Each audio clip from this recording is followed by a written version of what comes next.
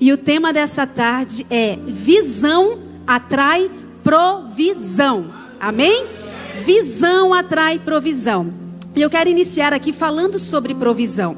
Provisão vem do latim provisio e significa preparação antecipada. Provisão é o ato de prover os recursos necessários para suprir uma necessidade. Essa necessidade pode ser financeira, física, pode ser emocional ou até mesmo espiritual. Uma das formas de se obter uma provisão financeira é através do trabalho. Diga comigo, trabalho. O trabalho dignifica o homem.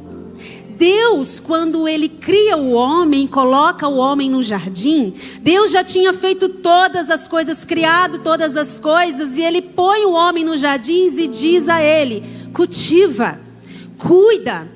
Após o pecado, quando Deus direciona o trabalho para Adão, já não foi somente cuida e cultiva. Deus diz a Adão: com o suor do seu rosto, você comerá o seu pão. Antes do pecado, o trabalho era leve e prazeroso. Depois do pecado, a gente começou a ter que ralar, literalmente. Nós precisamos entender o que diz em Provérbios 10:4.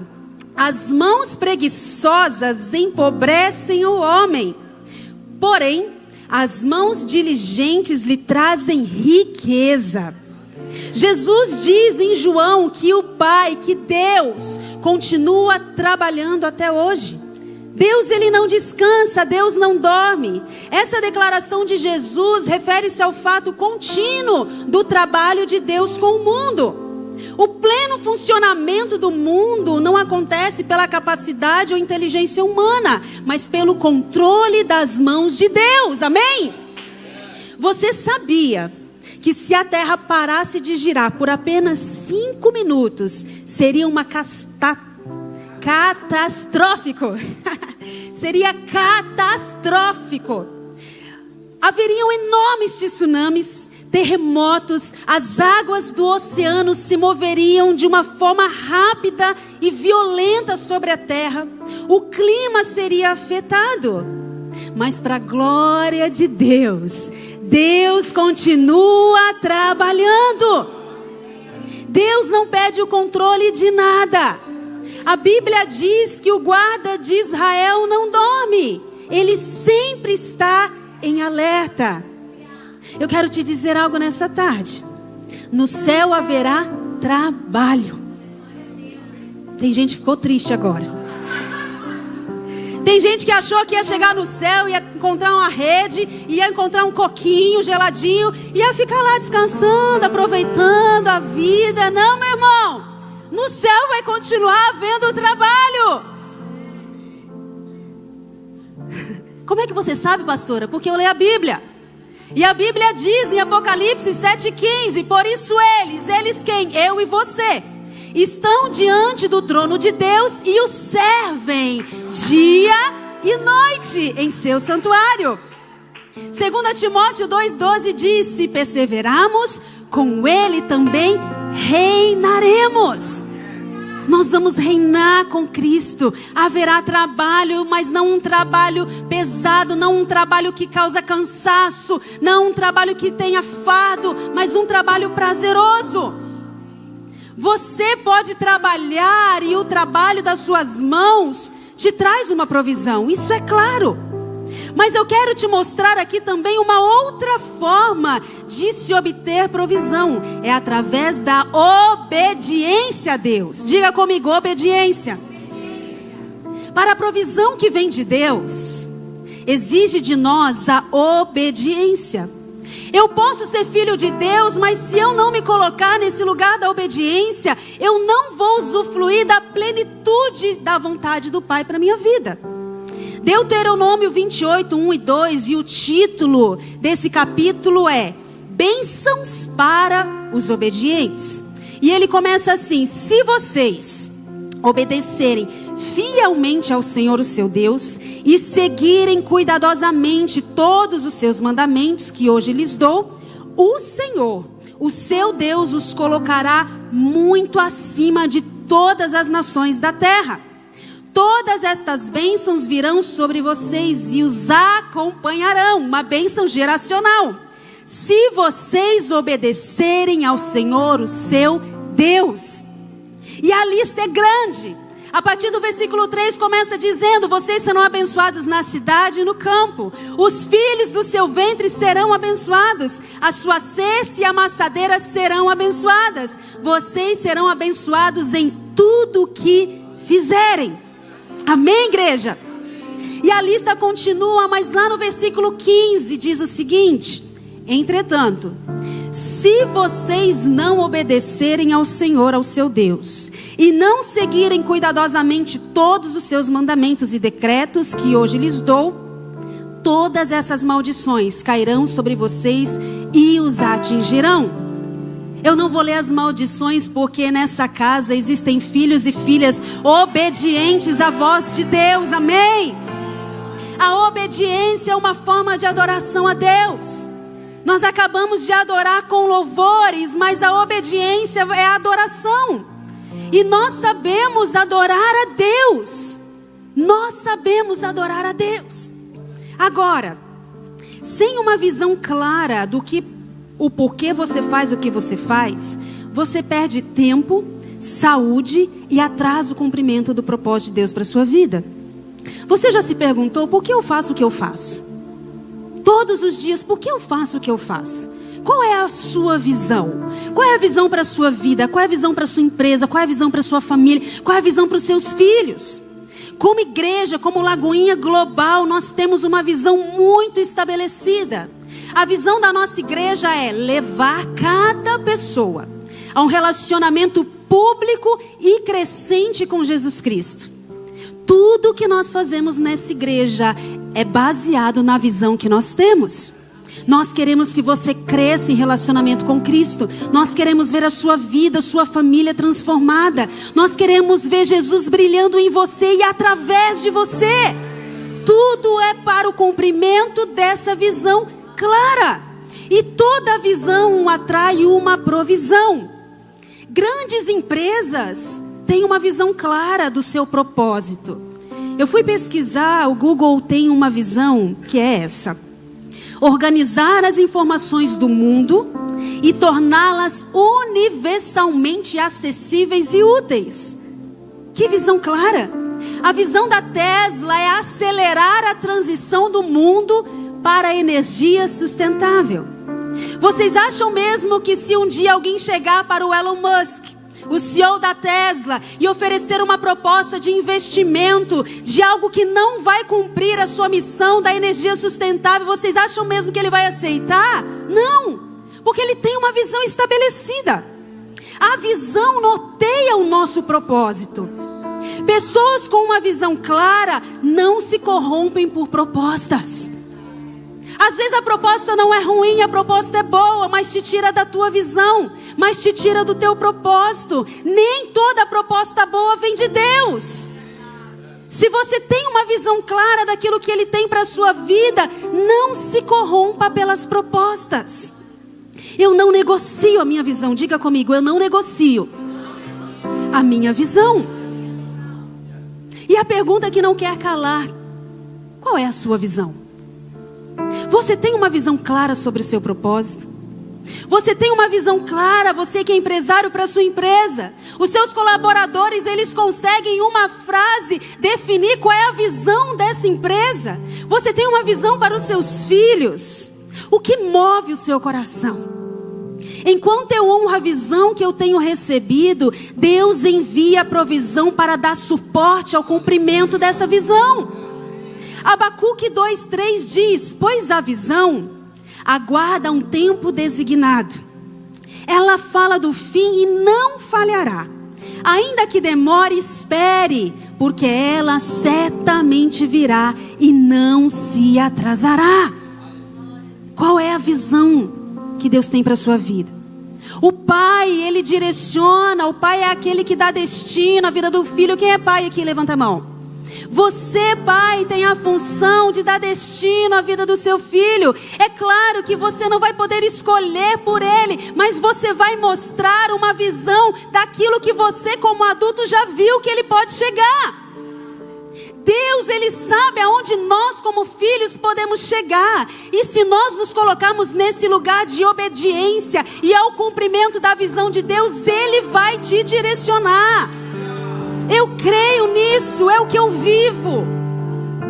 Nós vamos ver aqui, através da vida de Neemias. Neemias, ele tinha uma visão. E talvez a visão de Neemias naquele momento da vida dele não era tão clara, de acordo com a visão de Deus.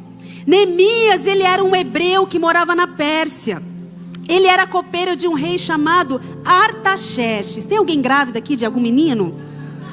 Um ótimo nome para você. Ah, lá atrás, lá, Artaxerxes da Silva. Ótimo nome para o seu filho. O rei Artaxerxes, ele reinava ali na Pérsia, e Neemias era o copeiro do rei. Ser copeiro do rei era um cargo de extrema confiança e honra. O copeiro, ele era responsável por servir a bebida ao rei e aos nobres. Mas sabe o que o copeiro fazia? Antes de servir a bebida ao rei, ele provava. Vou provar. Caso aquela bebida estivesse envenenada, ele seria o primeiro a morrer. Todos os dias Neemias colocava a vida dele em jogo para cumprir um propósito estabelecido de ser o copeiro do rei. Todos os dias Neemias se colocava em servir ao rei, sabendo que aquele dia poderia ser o último dia de vida dele. Além disso, Neemias, ele tinha um acesso direto ao rei. Ser copeiro do rei, além de ter ali o privilégio, de estar ao lado do rei, ele exercia algum tipo de influência sobre as decisões do rei. Neemias, para se tornar um copeiro e para se ser alguém assim, ele tinha que ter algumas características.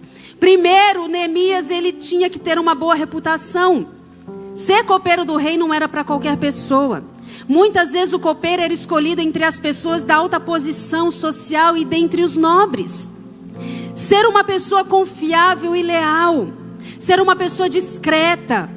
E Neemias, ele tinha essas características na vida dele. Um dia Neemias ali fazendo o seu trabalho diário, ele recebe uma notícia de que o seu povo, que tinha acabado de sair do exílio da Babilônia, tinha voltado para Jerusalém e estava sofrendo.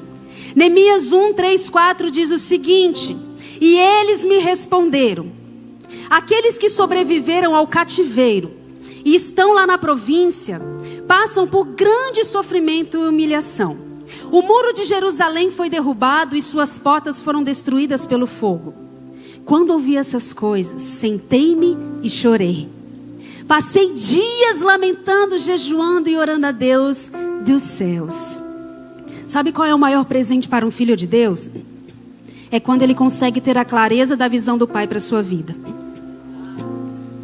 Quando Neemias, ele entende que o seu povo estava sofrendo, a Bíblia diz que ele se compadece da dor e do sofrimento. Durante anos o povo ficou ali cativo na Babilônia, e ao voltar para casa eles encontram a casa totalmente destruída. E Neemias, vivendo naquele palácio, ele se lembrava do seu povo em sofrimento. Algo nasceu no coração de Neemias. A visão que Deus já tinha estabelecido para Neemias começou a queimar dentro do coração dele. Mas nem sempre Deus revela o todo de uma única vez, amém? Deus revela em partes. Neemias se preparou para ser um copeiro, desempenhar a posição na corte. Ele se esforçou, mas ser copeiro do rei não era o propósito final, era só um meio. Neemias estava no lugar certo e na hora certa. Ser copeiro era um meio, para Deus era um meio para o cumprimento de uma visão que Neemias ainda não tinha tanta clareza. Ele sentiu compaixão, ele desejou fazer algo. Talvez aquilo que você faz hoje seja só um meio do que Deus tem para a sua vida. Talvez hoje ser um empresário é um meio, ser um médico é um meio, ser uma professora é um meio. Quando Neemias, ele entende isso, olha a oração desse homem.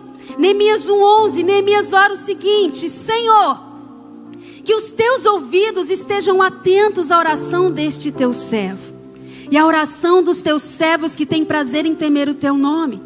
Faze hoje este teu servo seja bem sucedido, concedendo-lhe a benevolência desse homem.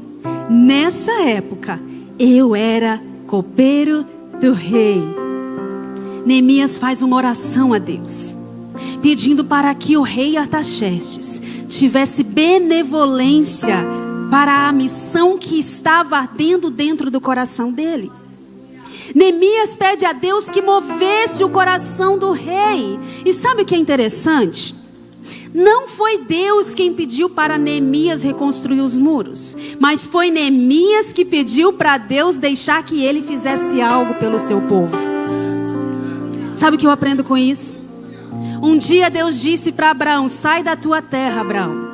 Um dia Deus disse para Moisés: vai falar com o faraó para libertar o meu povo. Um dia Deus disse para Noé: constrói uma arca porque vai chover e o mundo vai acabar. Um dia Deus disse para Jonas: pregue em Nínive. Veio uma ordem, veio uma direção. Abraão foi aquele que um dia vendeu a sua própria esposa. Já pensou se isso virar moda? Abraão vendeu Sara com medo. Moisés foi aquele que um dia matou um egípcio. Noé foi aquele que um dia se embriaga e passa vergonha diante dos filhos. Jonas foi aquele que um dia desobedece a Deus e para dentro da barriga de um grande peixe. Por que que esses e tantos outros homens tiveram que receber uma direção clara da visão que Deus tinha? E quando a gente olha para a vida de Neemias, nós não vemos isso. Não vemos Deus direcionando Neemias. Deus poderia ter dito: Neemias, larga aí essa profissão e vai reconstruir os muros. E eu perguntei ao Espírito Santo e ele me disse: porque Abraão, Moisés, Noé, Jonas e tantos outros precisaram passar pelo processo da reconstrução da sua identidade, para aceitar a visão de Deus para suas vidas.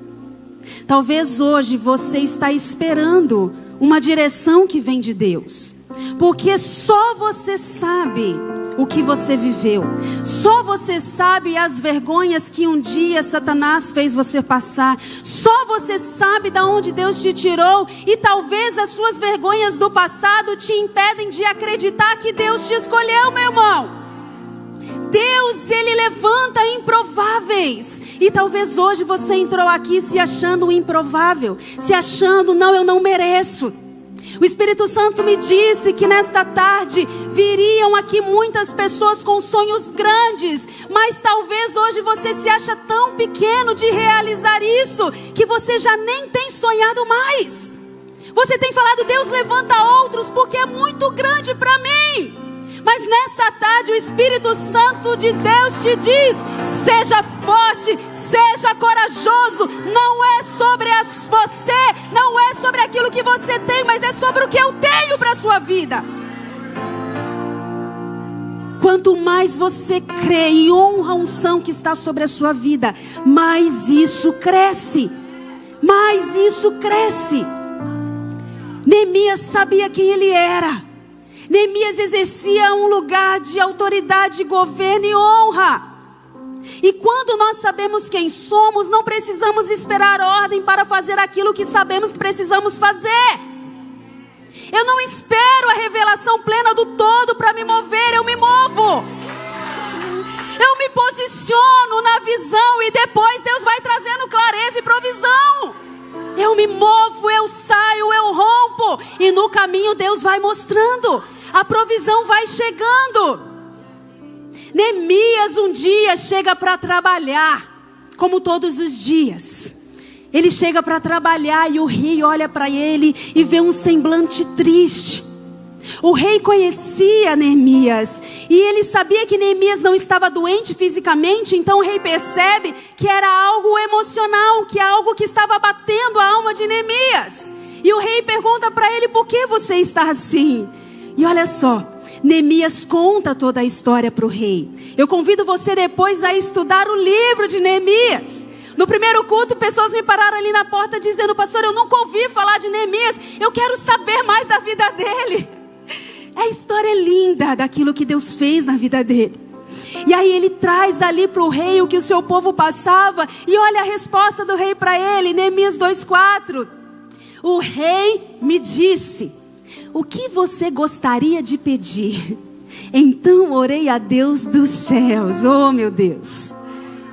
Neemias orou a Deus pedindo benevolência diante do rei. Quando ele chega diante do rei, olha a resposta do rei para ele: o que você precisa? O que você quer? Me fala. O rei tinha todo o poder, toda a autoridade. E sabe o que Neemias fez? Ele pediu. Ele sabia na ponta da língua o que ele precisava. Primeiro ele chega assim: chefe, eu preciso de folga. Preciso de alguns dias, eu vou me ausentar. Eu preciso ir para Jerusalém. Eu quero folga. Chefe, eu também preciso de cartas para enviar aos governadores, porque enquanto eu for passando por algumas províncias, eu preciso de passagem livre. Chefe, eu ainda preciso de madeira. Neemias foi pedindo tudo o que ele precisava para reconstruir os muros de Jerusalém. Será que você sabe o que você precisa para cumprir a visão que Deus tem para a sua vida?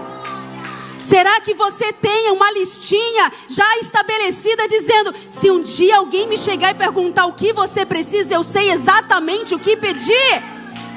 Porque muitas vezes a gente fica tão perdido: eu não sei o que eu quero, hoje eu quero uma coisa, amanhã eu quero outra coisa, eu tenho um foco, amanhã eu tenho outro foco, e você não sai do lugar. Porque se você não sabe para onde vai, qualquer lugar serve. E aí vem uma notícia ruim, aí vem profecias, né? Nossa, mas está acontecendo com todo mundo, vai acontecer na sua vida. Não, meu irmão, não aceita. Não aceita nada que não seja de Deus para a sua vida. Você sabe o porquê você veio nessa nação. Deus te trouxe e Deus vai cumprir até o último dia de vida sua aqui. Deus vai cumprir. Neemias, ele consegue tudo o que ele precisava para a necessidade. Ele recebe tudo o que pediu e ainda mais. Diga comigo, ainda mais. A Bíblia diz que Neemias, ele foi escoltado pelos oficiais do exército do rei. Cavaleiros, Deus enviou cavaleiros para escoltar Neemias até Jerusalém. Eu quero te dizer algo. Neemias recebeu a provisão para o trabalho, mas recebeu proteção enquanto cumpria a visão de Deus. Quando estamos conectados à visão de Deus para as nossas vidas, recebemos para as nossas necessidades e ainda mais. E eu quero declarar que nesse ano de 2025, você estará conectado à visão de Deus para a sua vida. Você vai receber para as suas necessidades e ainda mais. Ainda mais alegria, ainda mais proteção, ainda mais paz, ainda mais saúde, ainda mais riqueza, ainda mais sabedoria. Se você recebe, aplauda, glorifica o nome de Jesus.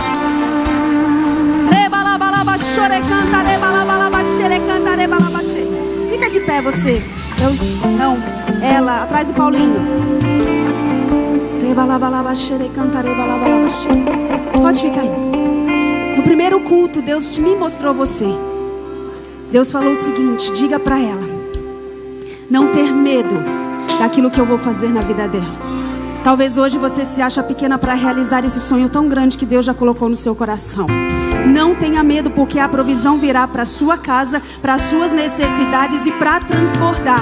O que você precisa é continuar nesse lugar. Ele vai te dar as ferramentas, Ele vai trazer a provisão, Ele vai trazer as estratégias que você precisa para alcançar a visão que já está no seu coração. Não se ache improvável, porque Deus ama levantar improváveis para ser boca dele nessa terra. E hoje Ele te levanta para ser boca dele nessa terra. Aquilo que Deus fez na sua vida, na sua casa, você vai começar a declarar para os quatro cantos nessa terra da bondade, do amor de Deus sobre a sua vida. E através de você, a visão que Deus colocou no seu coração servirá de cura e abrigo para muitas mulheres, em nome de Jesus. Pode aplaudir, igreja. Eu creio, eu creio.